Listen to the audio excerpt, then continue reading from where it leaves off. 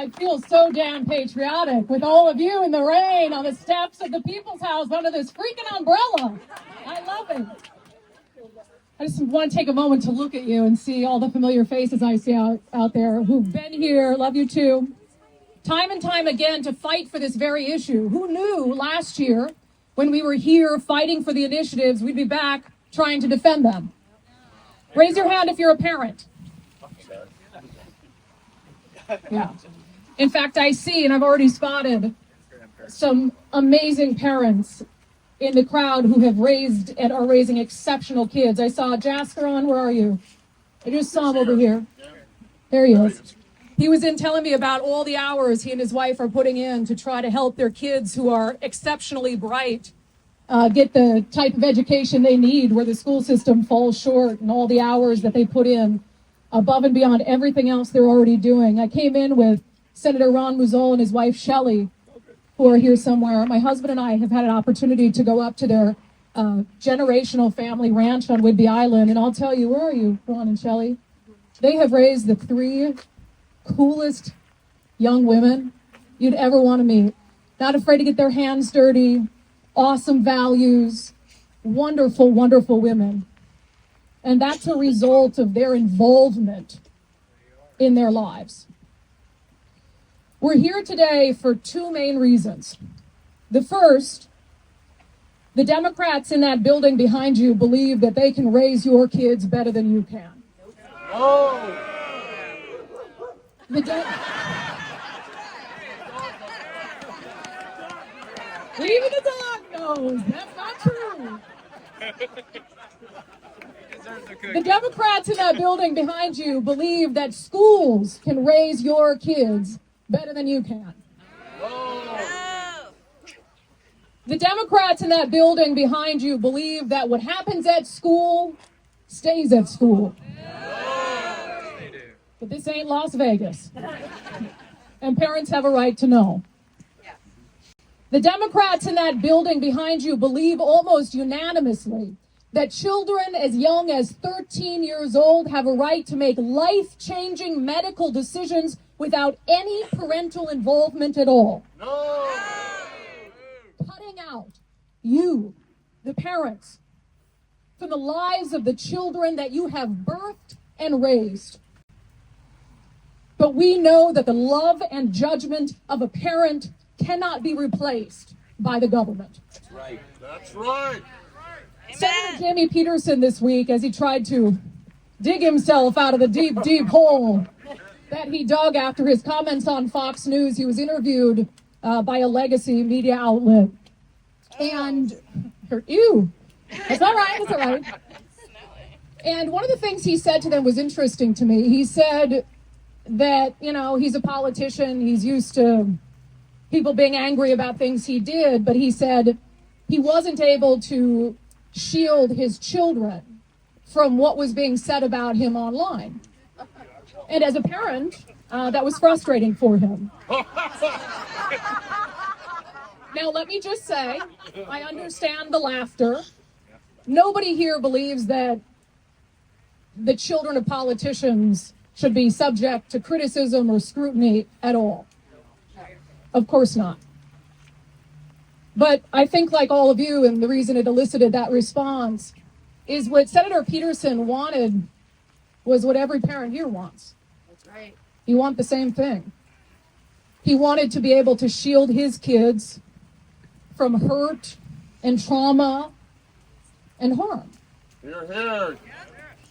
That's what every parent here wants. And that's what Senator Jamie Pedersen and the Democrats are trying to take away from you. Does that seem fair?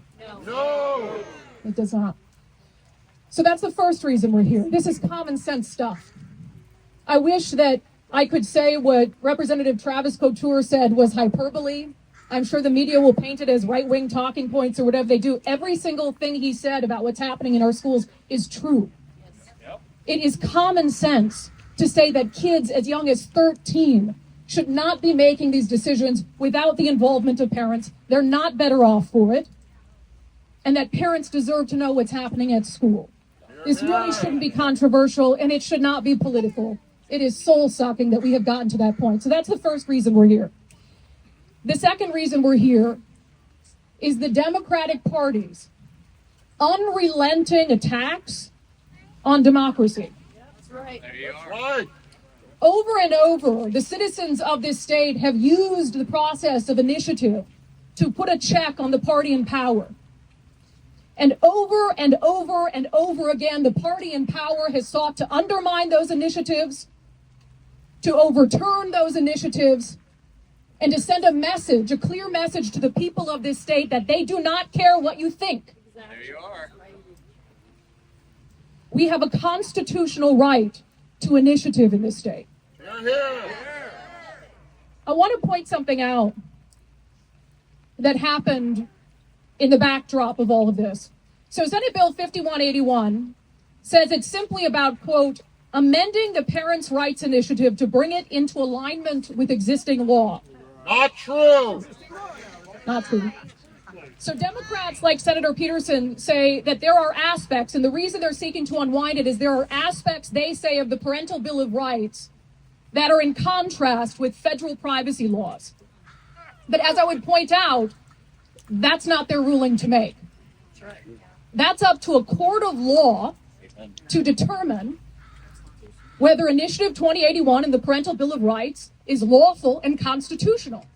Is it not? Yeah. And it just so happens that a judge has ruled it is.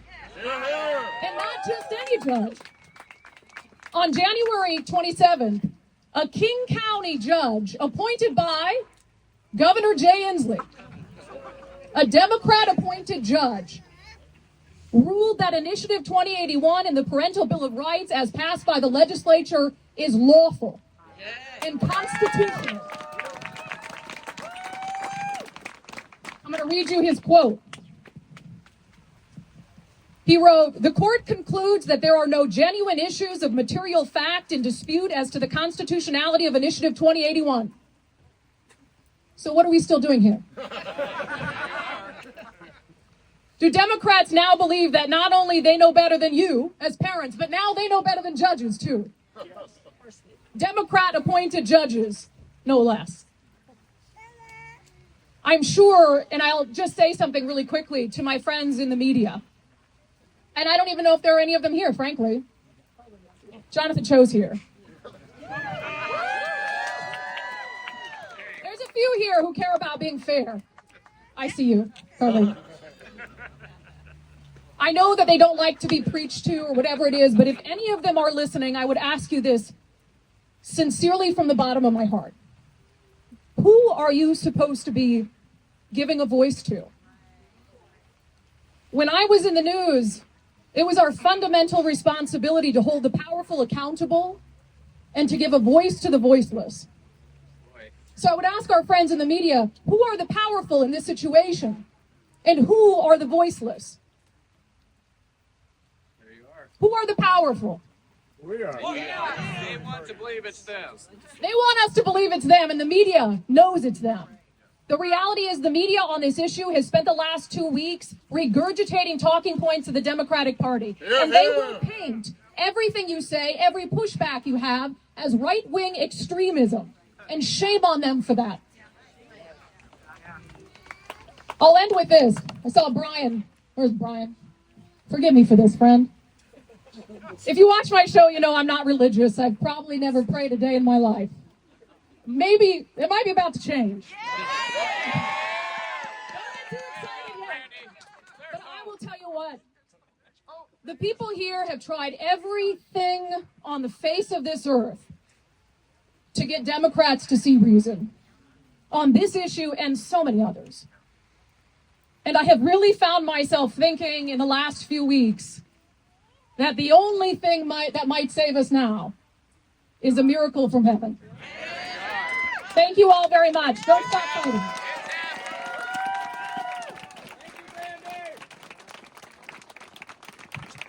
Thank you for coming, Brandi. Thank you for braving it out in the rain here.